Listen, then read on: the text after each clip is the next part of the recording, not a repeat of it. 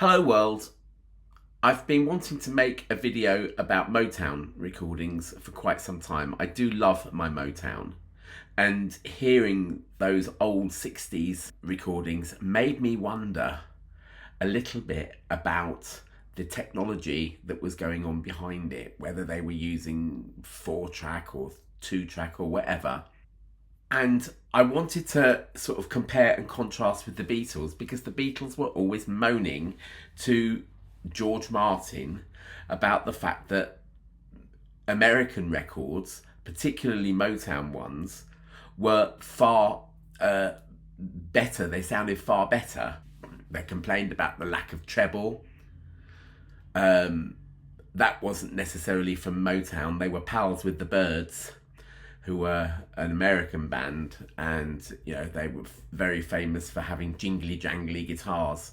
So John wanted more treble. George and Paul, I think, just wanted a fuller, rounder sound, and Paul in particular was concerned that his bass guitar wasn't showing up enough. And I do wonder whether or not some of those complaints were necessarily fair. Or was it fair to just throw those complaints at George Martin? And I'll give you, for example, of that. Now, if we look at the first couple of albums, in particular, Please Please Me and With the Beatles, now we know that they were recorded on 2-track. All the instruments went on 1 track, all the vocals went on the other. When they appeared in stereo, it was, it's really weird. And I listened to With the Beatles last night, and I just thought, there's one heck of a lot of ducking compression going on. Every time Ringo's cymbal comes in, it pushes all the other instruments down. And so it's actually a very unclean sound that's going on in your left ear, just because there's just too much being packed onto that 1 track.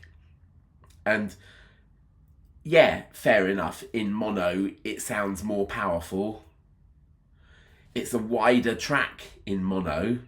If you've got an inch tape, for example, if you're recording onto 1-inch tape and the whole sound is going onto 1-inch tape, it's better quality than 2-track 1/2-inch. Yeah. And the other thing is their arrangements. If you listen to a Motown song, and I'm going to make a lot of references to My Girl here by The Temptations, that song has been arranged like a military operation. It is so intricate.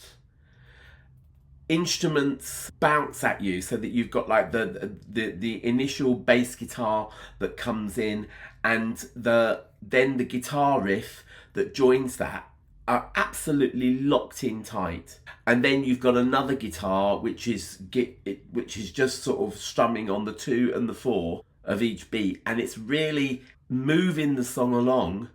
And then of course you've got that beautiful orchestral arrangement that's going on that, it's fantastic. And I'm not saying that George Martin couldn't arrange like that, because George Martin could and did. But the Beatles were a much rawer group. John Lennon, for example, his rhythmic guitar style was really aggressive a lot of the time. And Paul would have to then compete with it, so that for example, a song like Please Please Me, whereas with the bass of My Girl's boom boom boom boom boom boom boom boom, Paul is just dum dum dum dum dum dum dum dum dum dum dum dum in Please Please Me. And yes, Paul got far more melodic as he went on, so that by the time we're at Revolver and Sgt. Pepper, there's some really beautiful bass playing going on. But back right at the start, it was a much rawer sound, even when they covered the Motown sort of things. But you notice that when it's a John Lennon composed song, it's John Lennon's guitar that is taking the lead, and so rides roughshod over everything else. The minute you've got an All My Loving, close your eyes, and then it's Paul's bass is the thing that's taking the lead here. And so it's not fair to just say it's down to the studio, or it's down to George Martin, or it's down to EMI's rules. And EMI were very draconian in their rules. There's one engineer who tells a story that he once deliberately placed the microphones too close to Ringo's drum kit. He got hauled into the EMI boss's office and whatever, and he came out with a letter saying that just for Beatles sessions, that microphone placement was acceptable. So that's how draconian the laws were, but it's not necessarily fair to lay it at them. The Beatles, particularly back in the early days, they were not particularly good arrangers of their own music. George Martin pushed them, and that's why we get songs like, for example, Strawberry Fields Forever, which is essentially a George Martin arrangement. I don't know why he didn't push for composer credits on some of these things. I Am the Walrus would have been nothing without George Martin's arrangements. So in the rest of this video, I just want to talk a little bit about sort of comparing and contrasting these the actual recording techniques that were being used in the Motown studios and in the Beatles EMI studios, all right? Because it wasn't called Abbey Road until the Beatles had split up, funnily enough. I don't want this to be too geeky. You can, if you want to, watch a few channels where they go into ectoplasms about the exact microphones and compressors and things that were being used. I just want to sort of talk to you and give you an overview, as I have, I hope, about the kind of philosophy that's going on here. As I said, you know, the philosophy in EMI was that there were rules, and those rules were EMI's, and woe betide you if you break them. You get the feeling that it was a little bit more free and easy at Berry Gordy's Motown studios. For example, the Motown studios was just a house with 3 floors. Ground floor was the studio, middle floor was Berry Gordy's living quarters, and upstairs there was a quick and dirty echo chamber up there. Basically, they just took speaker wired into the outputs downstairs, up into the attic, and then there was a microphone the other end of the attic, and that would then come back down into the mixing desk, ready to sort of be recorded and go onto tape, as it were. Really, really simple. In contrast, EMI Studios had this very elaborate echo chamber, which, you know, I think, you know, probably did very similar, but was constructed as an echo chamber. It's still there now, and it's still used. The rooms in the studio were just sort of normal rooms like this is, I suppose, and they just soundproofed the walls. They used some sort of board, pegboarding, as it were, with foam behind it.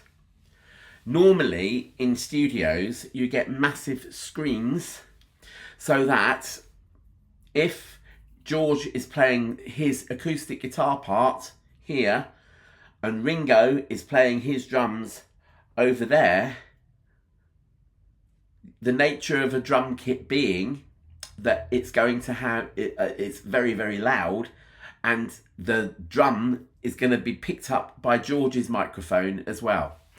And you don't really want that. And so they had screens that were covered in soundproofing material, so that it did its darndest to block off the sound from instruments that, you know, weren't wanted. Motown had a bit of trouble with that, and part of the character of the Motown sound is that instruments that from sort of one end of the studio would be caught in another microphone up there, for example. So that was sort of part of the characteristic. It's also partly why Although, yes, you can hear stereo positioning going on, it was very, very rudimentary, particularly, we'll come on to it in a minute, but particularly the early ones, the stereo was quite rudimentary and quite vague, and that would have been down to the leaky microphones. So, it's quite hard to tell sometimes whether an instrument's in the center or whether or not it's on the right or what have you. Motown studios actually used, in the beginning, they used a 3-track tape machine. All those very, very early Motown records like Money, That's What I Want, for example, recorded on 3-track. 3-track was a format that was really best for television.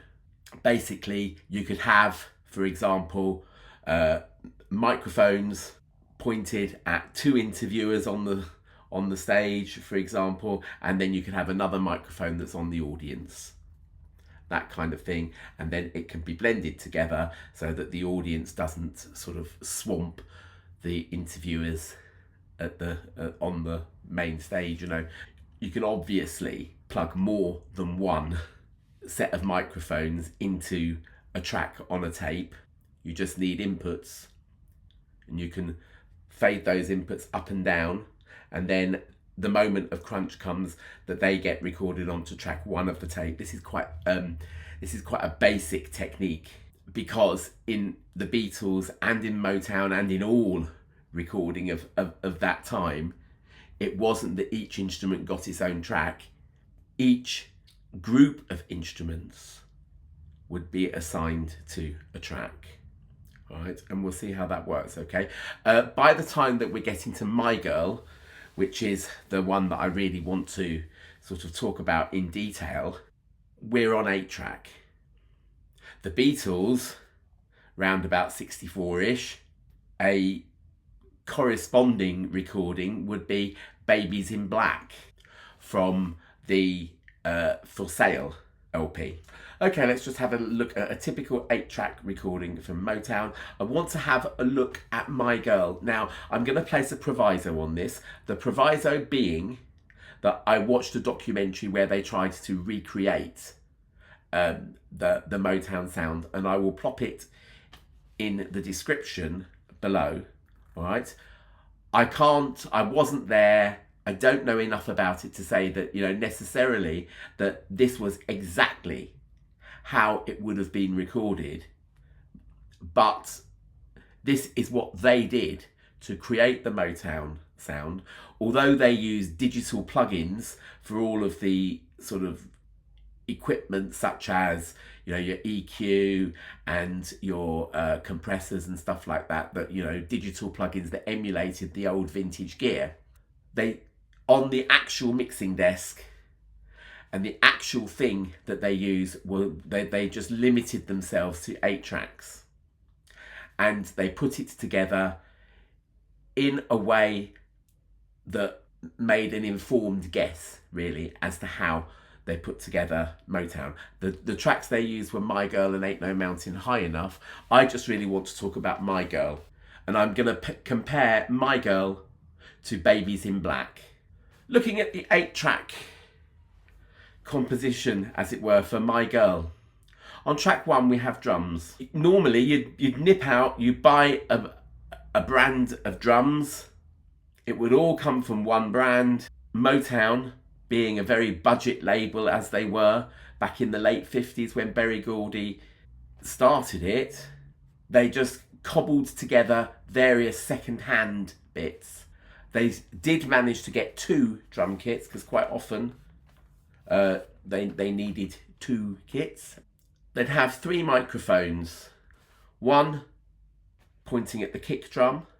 The kick drum would be muted by stuffing it with blankets. There'd be a microphone on the snares, there'd be an overhead microphone that would be picking up the whole kit, but in particular the cymbals.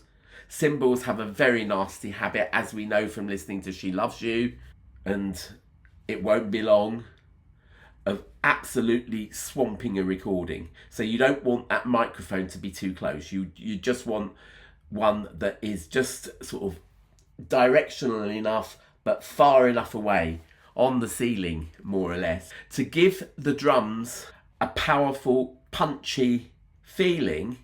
Because as you know, as I'm kind of intimating here, you can't just take a drum kit and record it and expect for it not to sort of blow the tape machine into the middle of next week. What you need to actually record is an nth, a tiny little mouse squeak in comparison to the sound it's putting out onto that tape. Then that's what it sounds like.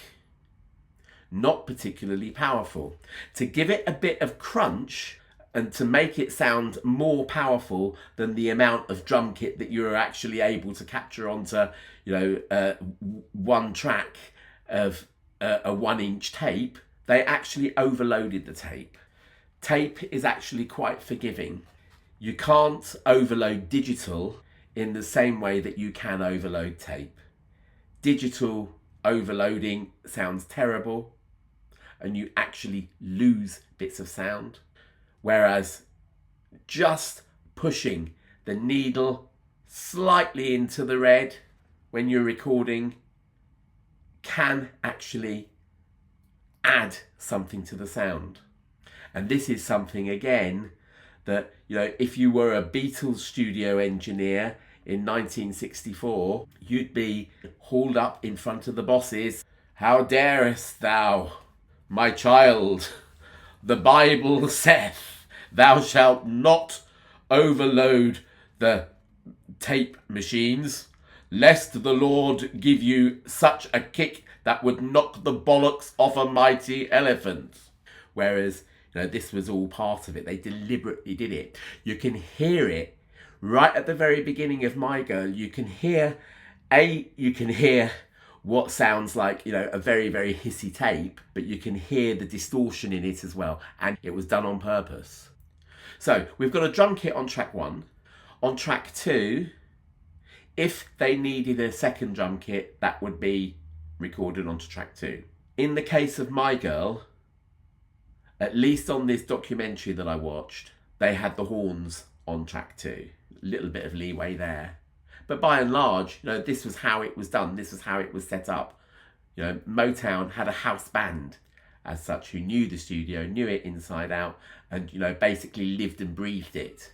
And they played for all the artists that came and recorded in there, from the Supremes to the Temptations to Marvin Gaye to Smokey Robinson, The bass and the guitars on track 3 and 4 are very interesting.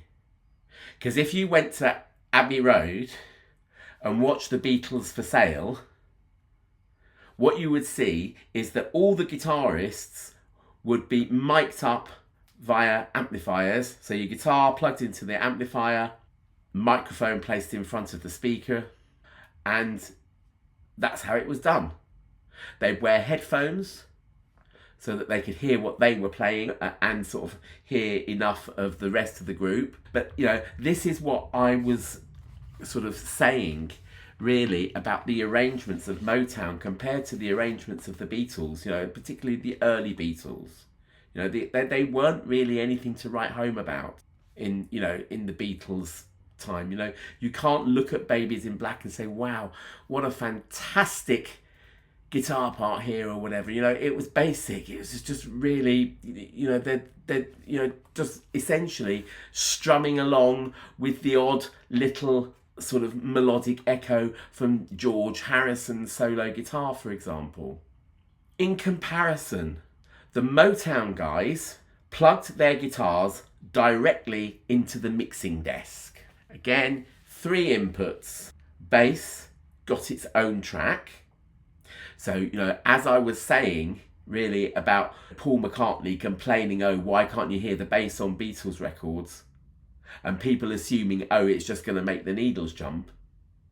Yes, they were concerned about that, but really and truthfully, it's just, this is not how we do things at EMI.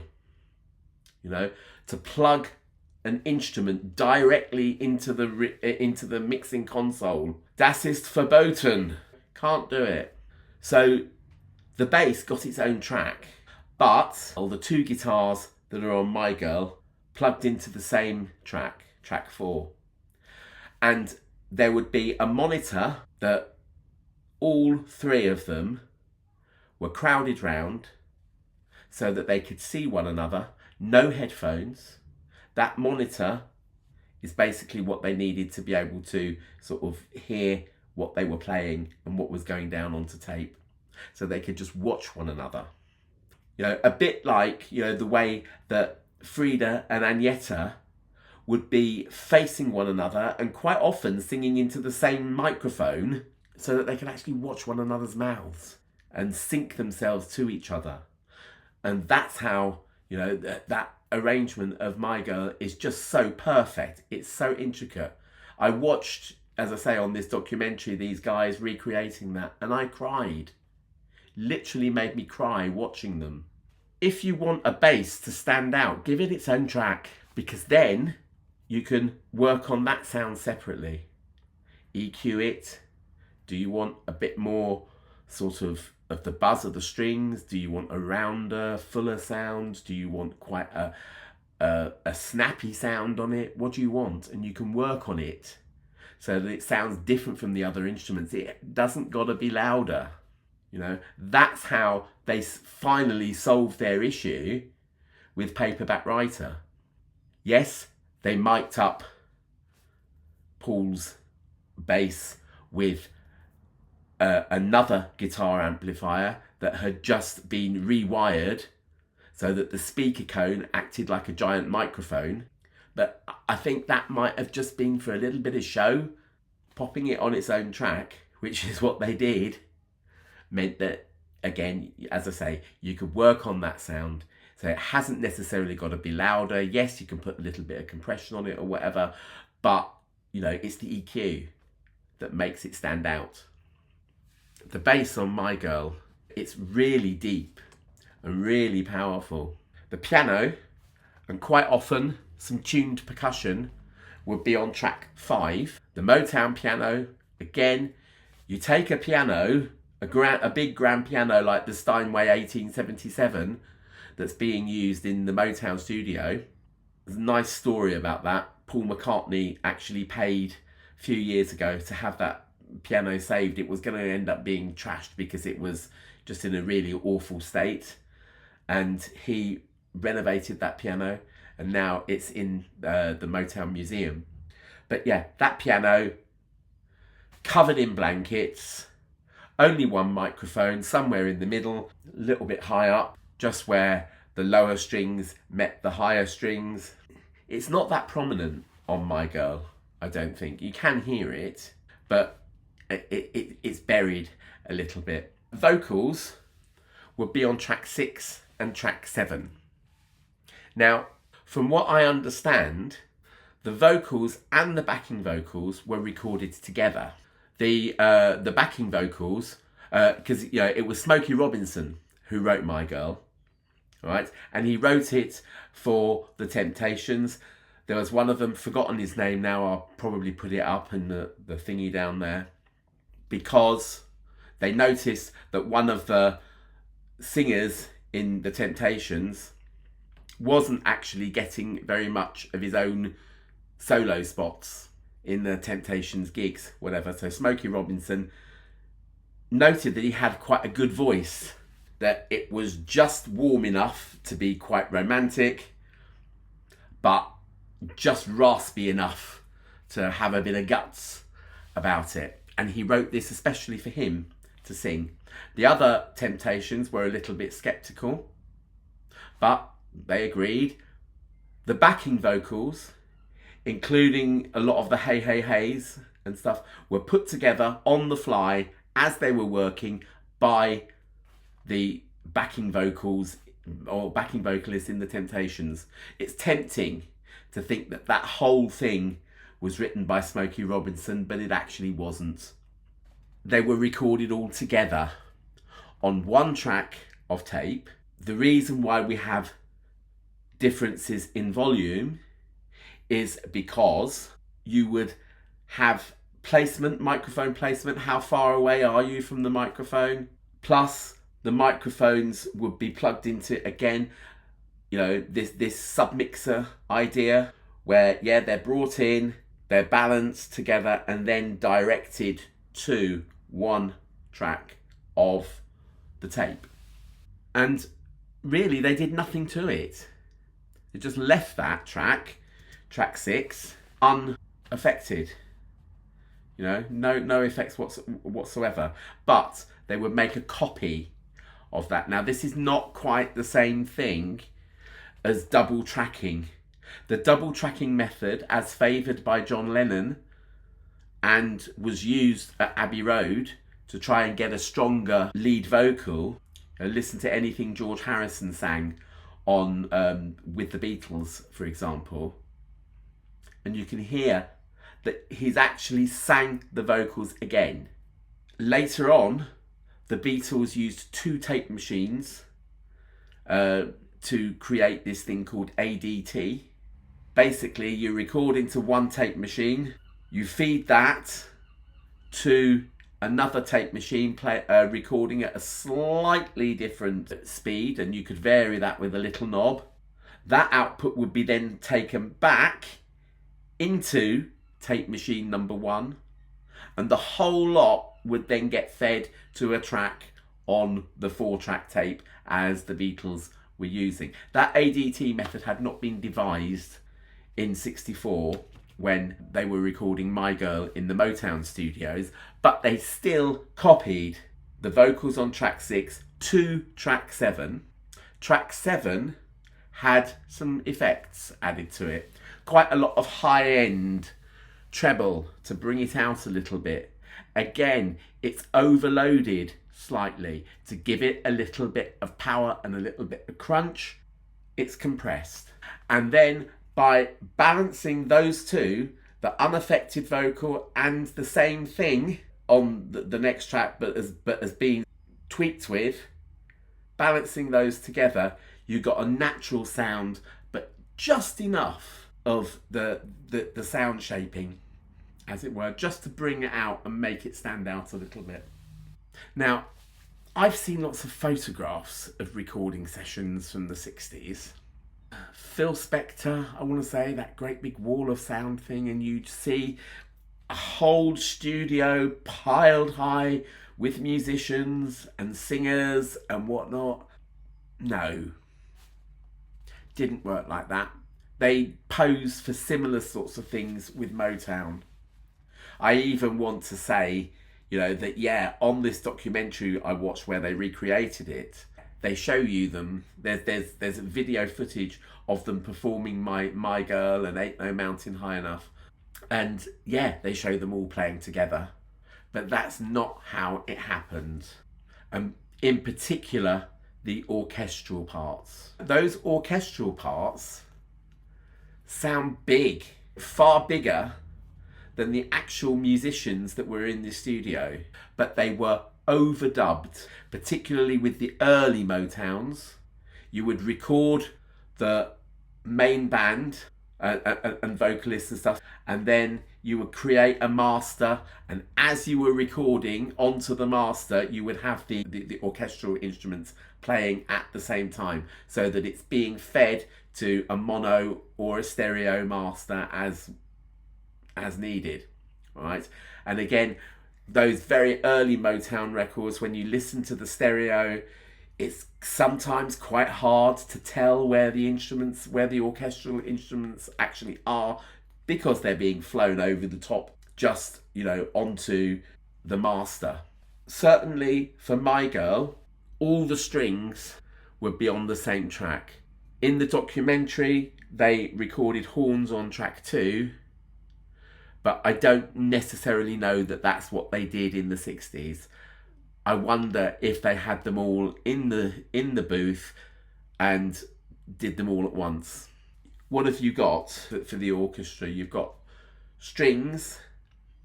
I wrote it down somewhere. You've got 2 violins and 1 viola, all sharing 1 mic. You've got 2 horns, either a sax or a trumpet or whatever, sharing another mic. And you've got the tuned percussion also sharing a mic. And the horns, as I say, would be on track 2, and then you've got the rest of the strings on track 8. And it's just so simple. It's just so simple. Recording on 8-track means that you have got more options than 4-track in terms of your stereo placement. You can separate instruments out a bit, right? Again, if you want bass, you don't need to make it louder. I'm sure that amplifier used as a microphone that they did on Paperback Writer was just to make it look like something was happening down in the studio. Probably didn't make that much difference at all. The difference is that if you can separate the instruments out, you get to hear them a bit more, and they don't have to necessarily be louder. When we contrast that process to what was going on in EMI for Babies in Black, you have got most of the band on track 1. So you've got drums, John's rhythm guitar, Paul's bass, all going on to track 1, possibly even George doing a part there as well. You've got lead and backing vocals on tracks 2 and 3. Well, that's quite nice really, because it does mean that they end up centralised in these mixes. And it is possible in Babies in Black to be able to follow both melody lines separately. On the right hand side, there would be a solo instrument, probably George, but sometimes on For Sale you'd hear John. And again, it was really that simple.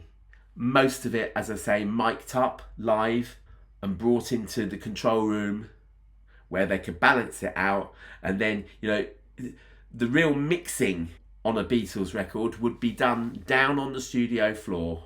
The same in Motown, really, that a whole load of decisions have to be made before you even turn the tape machine on. Balancing the sound out, and then I suppose mixing live, as it were. You're listening to each other. Am I too loud for him? Do I need to, you know, what do I need to do here? Whatever.